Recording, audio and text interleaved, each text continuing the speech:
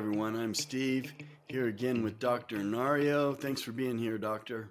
Hi, Steve. Thank you for having me again. Always a pleasure. All right, so we're going to talk about a supplement that can improve your cognitive function. Or peptide. It's a It's peptide, a right? peptide. Okay.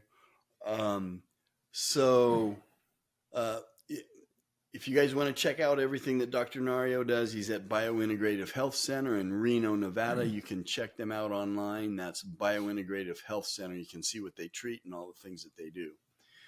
All right, so tell us what this peptide is. Is this something that you take with an insulin needle? Is it oral? hmm Or tell us about this peptide. So it's an injectable peptide, and the wonders of this peptide and where it came from is, of course, the fear of what we call Alzheimer's disease. We always hear about these tangles and plaques that forms in the brain, and this is actually related to the function of the specific peptide.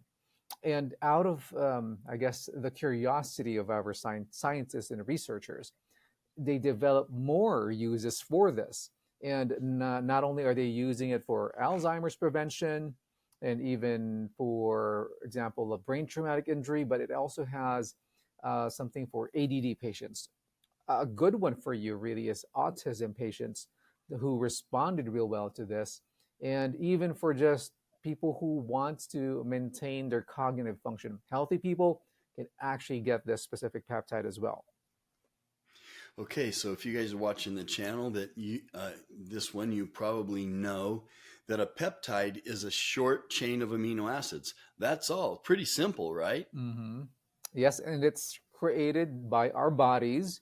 Unfortunately, as we age, it lowers down in production. That's why we need a little boost, and this unfortunately aging is kind of where the decrease comes from. All right, so you all know I love peptides, all kinds of peptides. So, what's this peptide called? What's the name of it?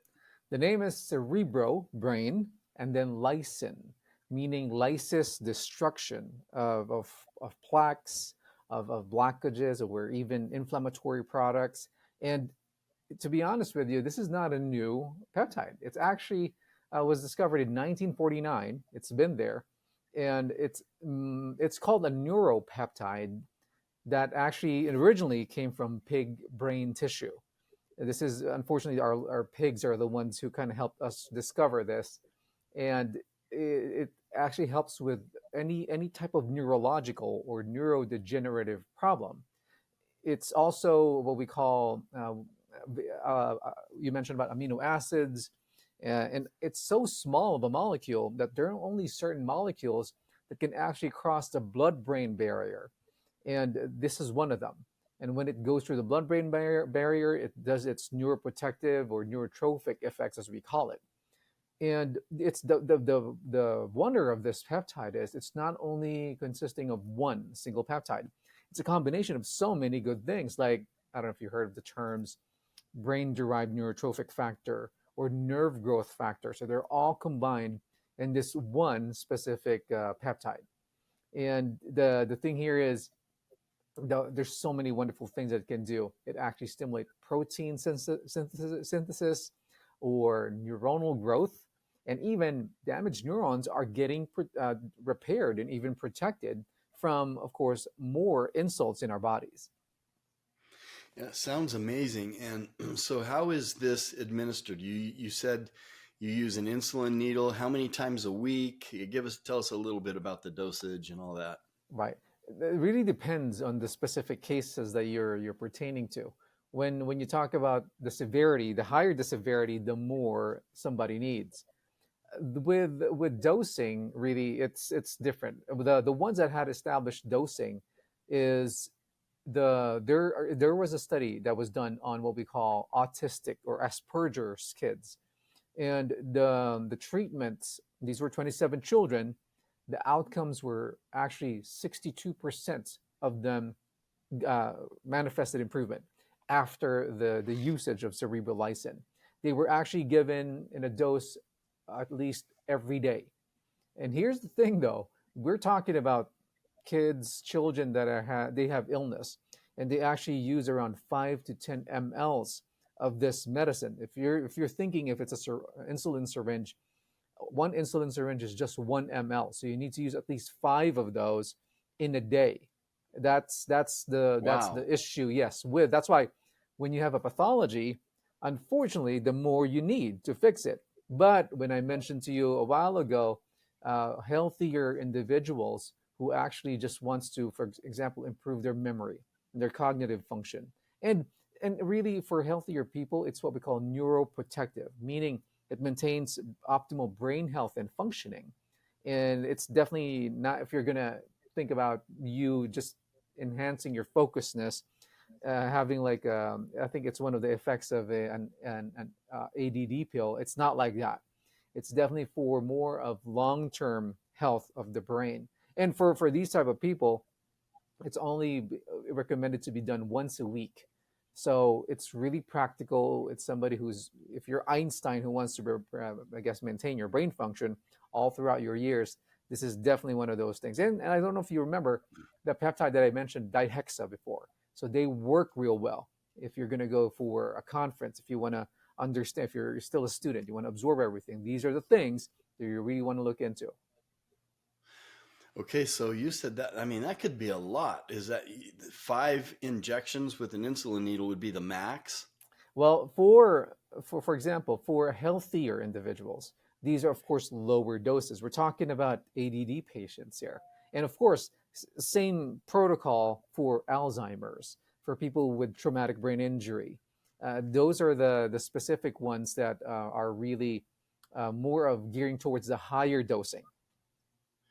Okay, and is that once a week, whether it's the high dose or the low dose, once a week?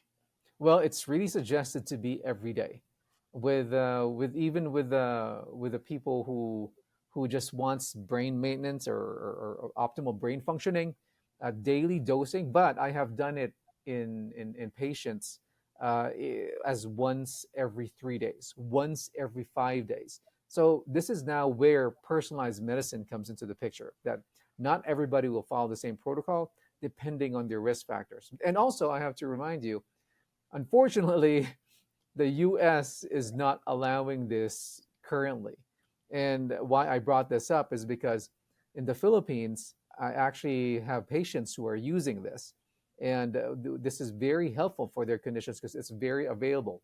If you want to use it here in the States, you have to apply for like an emergency medical use, and the government will allow you to access cerebrolizin, and you can definitely have it in your hands or for your patient's hands. That's why it's not an obsolete, you can't get it, but it's definitely helpful, especially if you're in countries that allows the usage of this. Okay, so obviously you need a prescription, Yes, definitely. and then you have to. Here's the beauty of this. In Germany, it's like an everyday type of supplement for them. I mean, of course, you need a prescription for it, but they found so many uses for it that it's something that you would probably see in a regular regimen of a person. So if somebody wants it in the US, they have to have a prescription, and then they have to, you said they had to do something else. What was that? Yeah, you need to apply for an emergency medical use for the importing of cerebral lysin. But again, who knows? The beauty of this is, I don't know if everybody knows about this. The FDA have lifted the ban on some of the peptides. We can use it again, like thymosin alpha 1, CJC 157. They're back in the market now because the FDA lifted bans on them.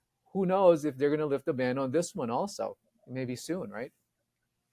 Okay, so if they have questions, they can just put it in the comment section, and they would need their doctor at this point to help them get this peptide. Yes, and unfortunately, it has to be medically be prescribed by your doctor. Okay, what was the name of it again so everyone can get that? It's cerebrolysin, Cerebrolysin. And I think you mentioned about how do we give it to patients, right? So there are different ways. So it's not only through the insulin syringe method, which is subcutaneous. There's also an intramuscular one and also IV. That's why when you mentioned about, wow, that's a lot of injections for somebody, 5 mils. But if you're talking about IV infusion, and that's why we like it so much, because we can put so much in a bag that you can actually not compare to an injectable. And that what you just said is the name of the peptide. Yes, like Okay. brain. So the brain, that's why it's called cerebrolysin, because it's cerebrum, the brain, and then lysin, lysis or destruction of plaques or any inflammatory, source in the brain, thus improving brain function. Okay. Before we go, doctor, any last things you want to add to this, or anything that you would say?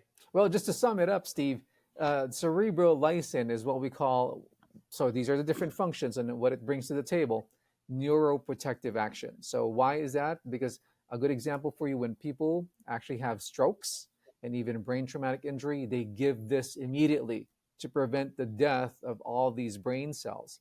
And then another one is neurotrophic effects, meaning it's actually promoting the growth of nerves, and this is what we want to achieve in patients with, for example, Alzheimer's. It improves also cognitive functions. So this is the one for the ones who are starting to just have early dementia, even before it gets into Alzheimer's. And this will improve and enhance memory and learning. And then lastly, it regulates inflammation, and inflammation that is actually present more in the brain, because these are the predispositions for chronic neurodegenerative diseases. So very wonderful peptide. If you can get a hold of this, you got a gold mine. I've used it myself, and I definitely am promoting this to each and every one. You noticed. All right. Well, as always, Dr. Nario, thank you for your input, and we will see you next time. Well, thank you, Steve, for having me. As we all know, that knowledge is power, and thank you for letting me provide you with the edge on longevity and health maintenance, which I call the biological edge or the bio edge.